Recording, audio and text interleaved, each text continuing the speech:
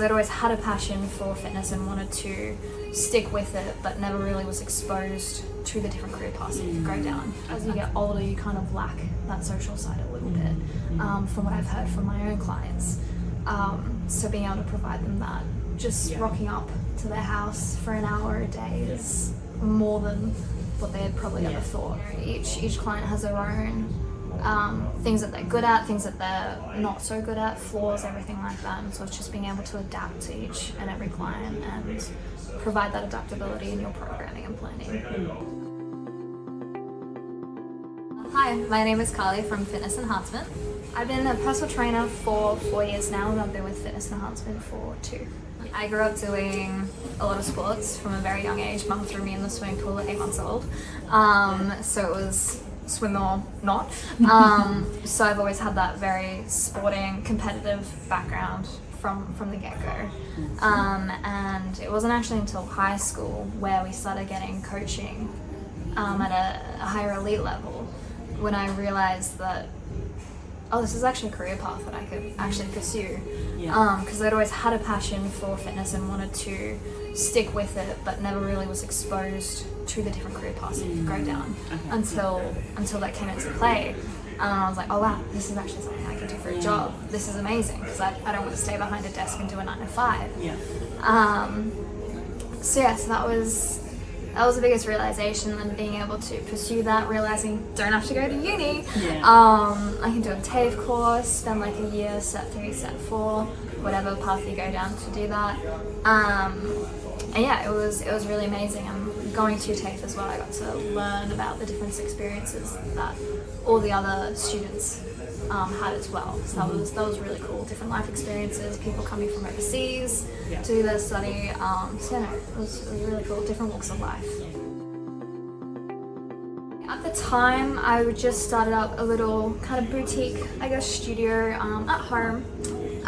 Just bought some gym equipment. I was like, well, I'm a personal trainer, I might as well offer that to my local neighborhood. So started that up, and I wanted to fill my day a little bit more. So I was like, I wanted to get into mobile personal training side of things. Never even thought NDIS or anything like that. Never even crossed my mind.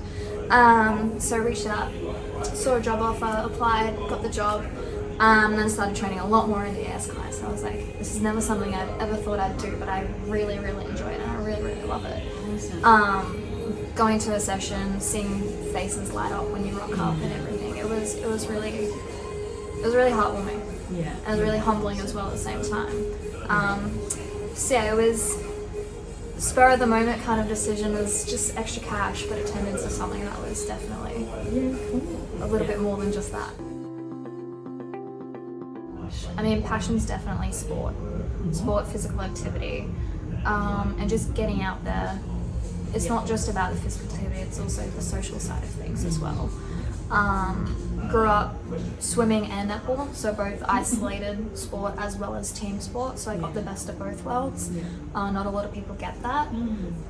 So I was fine and content on my own, in my own lane in swimming, but I was also really enjoyed the team environment and the social side of things. So I definitely wanted to give that to people and then let them experience what I experienced. And I think as you get older, you kind of lack that social side a little bit, from what I've heard from my own clients. So being able to provide them that, just rocking up to their house for an hour a day is more than what they had probably ever thought. It was sport and conditioning training, like strength and conditioning, sorry. So that's speed and agility side of things, easily transferred over, but then it was making sure that I was catering that to the clients as well. You know, each client has their own things that they're good at, things that they're not so good at, flaws, everything like that. And so it's just being able to adapt to each and every client and provide that adaptability in your programming and planning, for sure. So yeah, sport definitely helped, I think, open my viewpoint on training a lot more. It wasn't just lift some weights, do this, do that. It was a little bit more broader. So I think that's definitely helped with a lot of my clients, and just being able to expose them to a little bit more things within the industry, which I think has probably kept them on a little bit longer than what they anticipated, for sure. One of my clients, he's Around 40 years he's got, 40 years old, he's got 3 lovely girls, all young, and he can get up and down off the floor. And at 40 years old, that's probably the last thing you'd think would be a concern. You know, you think 60 years old, that's going to be a concern, but to get that at 40, it was very much, this shouldn't be happening. And so we really worked hard on that. And at this initial consultation, he wasn't like, that's not my goal. This is my goal. I'm like, no. This is definitely going to be a goal for sure. Don't worry. And so we worked on it. I've been training him for like a year and a half probably now. And it wasn't until end of last year, actually around December, one of his girls pointed out to him, "Hey Dad, you're moving up and down off the floor really well now." And I think that wasn't a tearjerker, but it was definitely like a very proud moment for me. And I hope, and he definitely was very happy that it's to come from a trainer, it means one thing, but to come from your own child, your own daughter, it means so much more. Don't give up. Even if it's going to be tough at the start, it's always going to be tough. Nothing's going to go your way. Some things will, and then it starts to fall off. But just keep pushing through. And lean on others when you feel down, when you run out of energy. Lean on others, rely on others. Don't be afraid to speak up. Try new things as well. Keep it fun.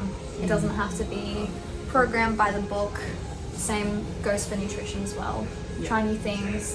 Don't limit yourself. Keep yourself exposed to a lot. And don't take everything at face value as well. There's a lot on social media that can really confuse you. So always just do your research, and if you don't know, reach out to someone who might. Give it a go. Yeah, I think go through, as I started as a contractor, so I already had that exposure within fitness enhancement and 𝗙𝗵𝘁𝗂𝘀𝘀. I've already had that exposure, so that was definitely to my own benefit. It made it easier to make that decision when coming into franchising. You know, I looked at it as I wanted to grow and do more. And if you're finding that the personal training side of things and you're struggling with the business side of things isn't quite your forte, especially for me, the business side of things wasn't my thing. Having that mentorship and having that help and assistance really is what is the most beneficial. So Fitness Enhancement provides that for you, and it's really, really good. And you know, I've met all different franchisees at Disability Expos, at a whole various other events, and they're all down to earth. They're all humans. You know, we're not robots. We're not AI. We're human beings. So it's it's a community, and I think that was always one of the biggest things that I wanted to create, was a community. In whatever way, shape or form, whether it be mobile, whether it be a studio, I always wanted that sense of community, that sense of family, to then be able to provide that to other trainers and also participants, clients, being able to give back.